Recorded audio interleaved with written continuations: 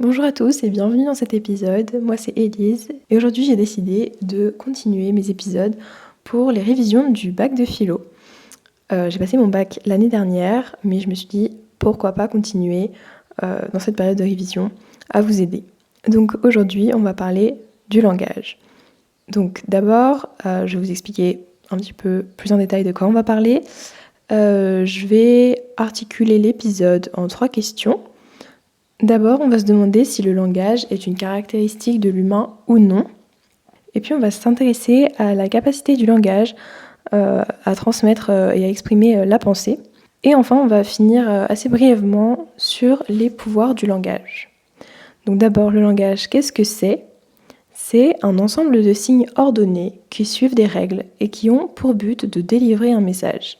Le langage se distingue de la langue, qui est un ensemble institué de signes et de règles grammaticales partagées par une communauté, et la langue est donc la spécificité du langage à une communauté. Donc d'abord, est-ce que le langage est caractéristique de l'humain ? Selon l'anthropologue et ethnologue du XXe siècle Lévi-Strauss, le langage est culturel. Ce n'est pas un héritage biologique, mais culturel. Il fait partie intégrante de notre culture et c'est lui qui permet de comprendre la société et d'assimiler donc la culture. C'est une manifestation essentielle de celle-ci sur laquelle les autres systèmes culturels sont basés, comme l'art, le droit, la religion, etc. Et donc pour lui, dans la culture, tout passe par le langage. Montaigne va critiquer dans ses essais la pensée selon laquelle les animaux n'auraient pas de langage. Pour lui, ce n'est pas parce que nous ne comprenons pas le langage des animaux qu'il n'existe pas. Le zoologiste du XXe siècle, Karl von Frisch, va lui prouver que les animaux communiquent entre eux. Par exemple, les abeilles font passer des messages, notamment par leurs gestes, donc leur langage corporel. Et d'autres animaux vont par exemple communiquer par les odeurs. Donc si le langage est considéré comme instinctif, alors oui, on peut dire que les animaux peuvent avoir un langage. Et si on considère le langage comme culturel, alors le langage est propre à l'homme. En se basant sur les arguments de Lévi-Strauss, le mode de communication animale n'est donc pas un langage parce que les possibilités de combinaison sont restreintes. Et ce mode de communication est inné, instinctif chez les animaux. Il ne permet pas d'avoir une conversation, d'exprimer la pensée, mais simplement d'exprimer le corps et ses besoins. Donc là, c'est la différence que fait d'ailleurs Descartes entre le langage animal et humain. Pour lui, le langage animal, c'est l'expression du corps et des besoins, alors que le langage humain, c'est l'expression de l'esprit. Pour lui, le langage permet à l'homme de se construire, de construire un monde, par exemple la littérature. Donc maintenant, on va se concentrer un peu plus sur le langage humain. Donc le langage qu'on utilise, on a d'abord les langues. Les langues, elles sont composées de phonèmes, qui sont les plus petites unités sonores. Donc pour visualiser, dans le langage phonétique, donc le langage qui indique la prononciation des mots, chaque phonème est séparé des autres par un slash. Donc quand vous avez par exemple dans les dictionnaires écrit la prononciation d'un mot, chaque phonème donc est séparé par un slash. Ces unités sont donc très nombreuses et elles permettent d'innombrables possibilités linguistiques et donc une quantité gargantuesque de mots différents. On remarque par ailleurs que le langage humain peut passer par un autre moyen que la parole, notamment le regard, les gestes, que ce soit donc le langage corporel assez subtil ou la langue des signes par exemple. Descartes écrit d'ailleurs « Les muets se servent de signes en même façon que nous de la voix ». Le langage, s'il n'est pas le propre de l'homme, possède une richesse bien plus étendue chez celui-ci et lui permet d'exprimer non seulement ses besoins vitaux, mais aussi ses pensées et de faire naître des domaines comme la littérature, la poésie, le chant, le théâtre, et d'aborder des sujets variés, qu'ils soient scientifiques, philosophiques ou bien plus terre-à-terre, comme par exemple le simple fait d'énoncer des consignes. Maintenant, je vais passer à la seconde question qu'on peut se poser. Est-ce que la pensée et le langage sont liés ? Alors d'abord, on va explorer l'hypothèse selon laquelle le langage et la pensée sont distincts. Donc c'est la théorie nominaliste. Selon cette théorie, les mots sont inventés par les hommes pour faciliter la compréhension et ils ne renvoient à rien spécifiquement. C'est un outil de communication. Le langage va donc permettre simplement de se faire comprendre en classifiant le signifié et le signifiant. Le signifié, c'est justement ce qui est désigné, et le signifiant, ça va être le mot qu'on emploie pour le désigner. Donc le langage, il va simplement faire un lien entre le signifié et le signifiant. Le philosophe Bergson explique dans son ouvrage Le Rire que les mots sont plutôt comme des étiquettes, ils sont impersonnels. La perception de nos états d'âme est limitée par le langage qui est imparfait et limitant.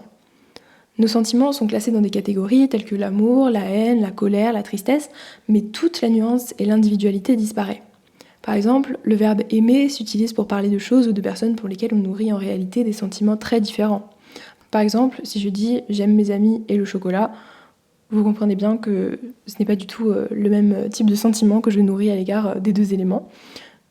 D'ailleurs, la phrase comporte une figure de style qui s'appelle le zeugma, ou bien zeugme, ou encore attelage. Donc le zeugma consiste à faire dépendre d'un même mot deux termes qui entretiennent avec lui un rapport différent. Donc ici, j'ai fait dépendre du verbe aimer les termes ami et chocolat, que je n'aime pas du tout de la même manière, évidemment. Donc, désolée pour la petite parenthèse bac de français, maintenant on revient au bac de philo et à Bergson. Donc pour lui, le langage retient seulement la fonction la plus commune des choses. En fait, les mots transmettent simplement la banalité des choses. Pour Nietzsche, les mots n'expriment aussi que la surface et le superficiel. Donc c'est ce qu'il écrit dans Le Gai Savoir. Et pour lui, le reste est indicible, notamment la profondeur de la vie intérieure. L'écrivaine Nathalie Sarraute va parler de, je cite, « mal nommer les mouvements intimes ». Donc pour elle, les mots ne transmettent pas non plus l'intimité. D'ailleurs, Victor Hugo écrit dans Les Contemplations, à la page du 4 septembre 1843, en fait, après le décès de sa fille, il écrit simplement des points de suspension. Et on peut imaginer que c'est parce que le vécu dépasse ces mots, dépasse les mots qu'il peut poser sur la souffrance après le décès de sa fille. Et alors, si le langage est insuffisant pour transmettre nos pensées, notre individualité, notre intimité, on peut parfois utiliser l'art, mais ça donc c'est une autre notion, donc les deux sont très liés.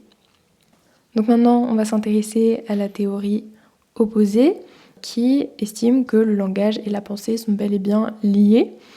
Donc c'est la théorie essentialiste, donc opposée à la théorie nominaliste. Pour cette théorie, les mots ont par essence un sens.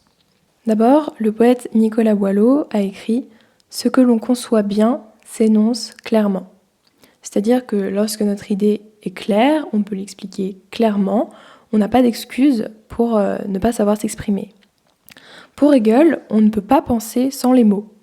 Sinon, on deviendrait fou. Ce serait, je cite, une tentative insensée. En fait, on pense lorsqu'on parle et on parle lorsqu'on pense. Les deux sont vraiment liés. Pour lui, l'indicible, évoqué par Nietzsche, donc l'ineffable, ne serait pas lié au fait qu'on ne trouve pas de mots adéquats pour exprimer sa pensée, mais ce serait simplement dû à l'absence de pensée. Pour Hegel, l'ineffable n'est pas trop haut pour les mots, il est simplement obscur. La pensée est obscure et quand on a réussi enfin à trouver les mots, la pensée s'éclaire. De plus, pour Hegel, la pensée ne prend forme que dans les mots. Dans notre tête, les pensées ont déjà la forme d'un langage, on entend notre voix qui parle quand nous pensons. De même, le philosophe Ludwig Wittgenstein dit qu'on pense à travers les mots, que c'est la richesse de notre vocabulaire qui permet de penser la complexité du réel. On peut d'ailleurs citer un exemple littéraire. Dans le roman 1984 de George Orwell, qui est donc une dystopie, on a un régime totalitaire qui met en place la novlangue.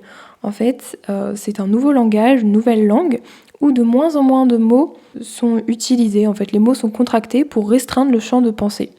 Donc le peuple est ainsi beaucoup plus manipulable, puisqu'il ne peut plus parler ni penser la contestation. Donc là, on voit la portée politique du langage et son rôle dans la pensée. Donc ça nous permet de faire une transition sur les pouvoirs du langage. Celui-ci, plus précisément quand il se fait discours, peut être utilisé pour convaincre, pour accorder les esprits. Il peut être utilisé comme vecteur de vérité, d'argument, en s'adressant à notre intelligence, ou bien facteur de persuasion, en étant mensonger. Le langage peut aussi viser notre sensibilité, nos émotions et sentiments, notamment par sa mise en forme. On peut alors parler de rhétorique, l'art de bien s'exprimer à l'oral pour plaire aux foules. La rhétorique existe déjà chez Platon, notamment dans le Gorgias.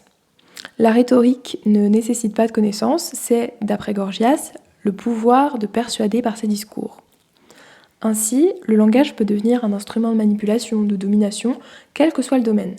On voit ses effets dans la publicité, la séduction et surtout en ce moment, je dirais, la politique.